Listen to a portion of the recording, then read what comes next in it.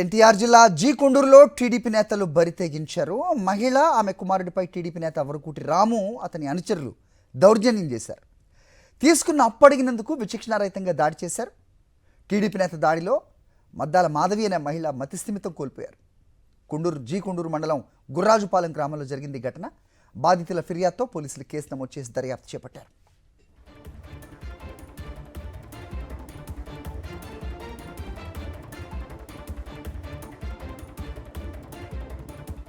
అడిగాము.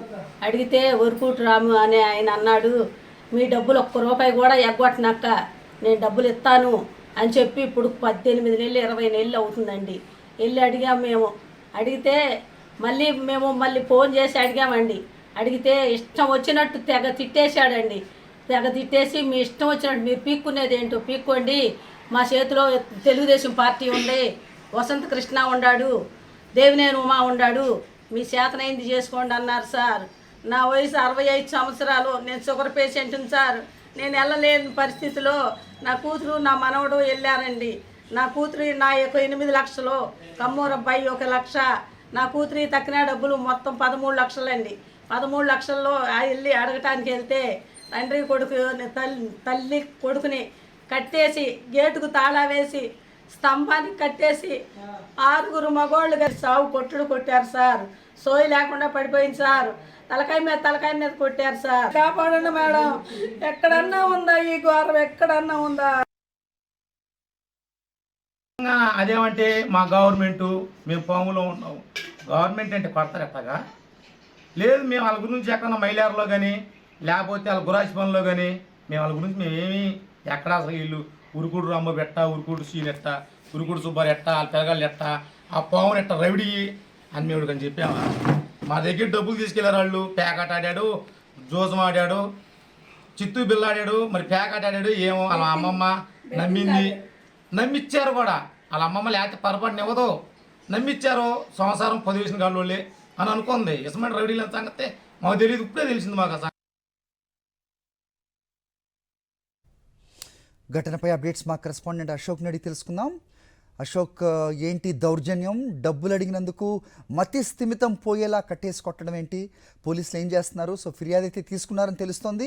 ఏం చెప్తున్నారు పోలీసులు? ప్రస్తుతం ఆ పరిస్థితి ఏంటి? ఈ ఘటన అయితే చాలా దారుణమనే చెప్పుకోవచ్చు. కేవలం టీడీపీ నేతలు తాము అధికారంలో ఉన్నాము, తమ వెనక ముఖ్యమైన నాయకులు ఉన్నారు, ఎమ్మెల్యేలు ఉన్నారనే ఒక అహంభావంతో తమకు అప్పిచ్చిన వారి పట్ల, ముఖ్యంగా మహిళల పట్ల కూడా చాలా దారుణంగా వ్యవహరిస్తున్న తీరుకి నిదర్శనం అని చెప్పుకోవచ్చు.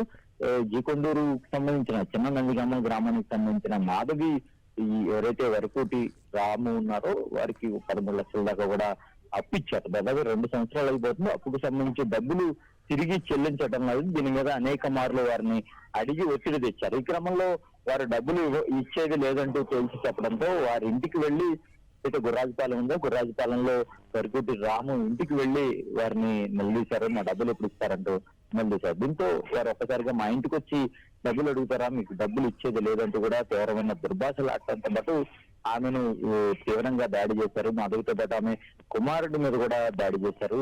ఆ తర్వాత మరికొంతమంది బంధువులు వచ్చి ఎవరైతే ఆ రాము ఇంటి ముందు ఉన్న షెడ్ లో కట్టేసి మాధవిని తీవ్రంగా దాడి చేసిన పరిస్థితి. ఈ ఘటన విషయం తెలుసుకున్న తర్వాత మాధవి కుటుంబ సభ్యులు ఆమెను తీసుకువెళ్లి వారి నుంచి విడిపించి ఆసుపత్రికి తీసుకెళ్లారు.